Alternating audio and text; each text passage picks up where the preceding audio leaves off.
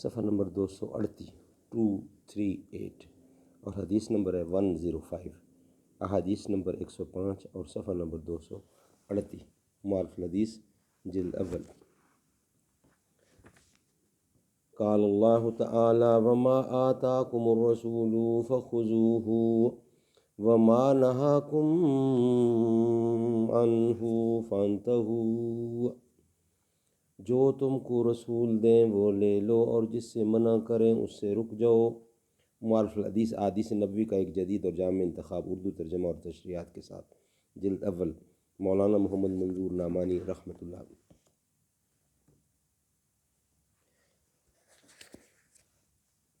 حدیث نمبر 105 صفحہ 238۔ قال النبی صلی اللہ علیہ وسلم، حضرت ثوبان سے روایت ہے، وہ رسول اللہ صلی اللہ علیہ وسلم سے روایت کرتے ہیں کہ آپ نے فرمایا کہ میرے حوض کی مسافت اتنی ہے جتنی کہ عدن سے عمان بلقاء تک، اس کا پانی دودھ سے زیادہ سفید اور شہد سے زیادہ شیریں ہے، اور اس کے گلاس گنتی میں آسمان کے ستاروں کی طرح بے شمار ہیں۔ اس کے پانی کی یہ صفت ہے کہ جو اس میں سے ایک دفعہ پی لے گا اسے اس کے بعد کبھی پیاس کی تکلیف نہیں ہوگی۔ اس حوض پر سب لوگوں سے پہلے میرے پاس پہنچنے والے فقراء مہاجرین ہوں گے، پریشانوں، پراگندہ سروں والے، میلے کچیلے کپڑوں والے، جن کا نکاح خوشحال و خوش عیش عورتوں سے نہیں ہو سکتا، اور جن کے لیے دروازے نہیں کھولے جاتے، یعنی جن کو خوش آمدید نہیں کہا جاتا۔ عدن مشہور مقام ہے اور عمان بھی شام کے علاقے کا مشہور شہر ہے۔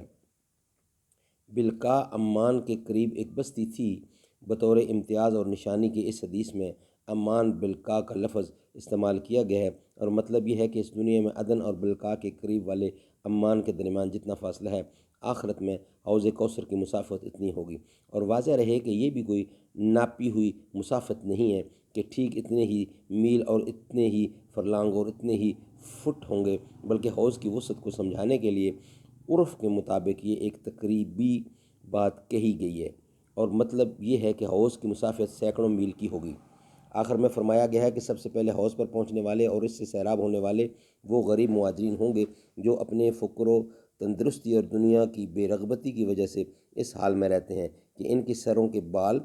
بنے سنورے نہیں رہتے، بلکہ بکھرے ہوئے اور الجھے ہوئے رہتے ہیں، اور کپڑے بھی ان کے اچھے اجلے نہیں رہتے بلکہ میلے کچیلے رہتے ہیں۔ جو اگر نکاح کرنا چاہیں تو ان کی اس حالت کی وجہ سے خوش عیش اور خوش حال گھرانوں کی بیٹیاں ان کے نکاحوں میں نہ دی جائیں، اور وہ اگر کسی کے گھر پر جائیں تو ان کے میلے کچیلے کپڑے اور ان کی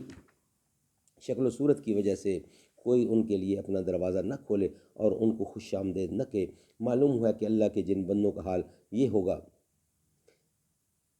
کہ دنیا کی بے رغبتی اور دین میں انہماک اور فکر آخرت کی غلبہ کی وجہ سے اس دنیا میں وہ غریب تنگ دست ہو کر رہیں، نہ اپنی صورت کو بناؤ سنگار کی فکر رکھیں، نہ لباس و پوشاک کی۔ وہ اپنی غربت اور دنوی عیش کی اس قربانی کی وجہ سے آخرت کے انعامات میں مقدم